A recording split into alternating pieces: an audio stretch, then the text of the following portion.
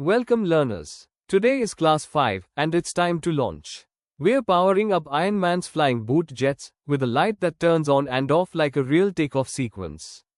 Boot lights that glow on while Ironman lifts off, then off while cooling down. Just like a real superhero rocket launch.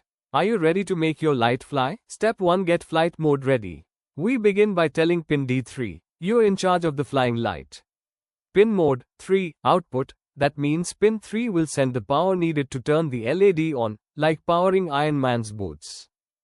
Step 2, jet power on.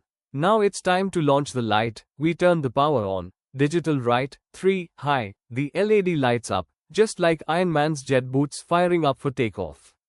Step 3, keep power flowing. Let's keep it glowing for 1 full second.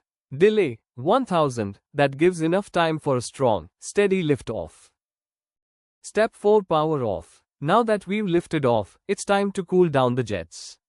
Digital right, 3, low. The LED turns off, jets are off for a moment. Step 5, rest then fly again. Give it a short break before the next flight.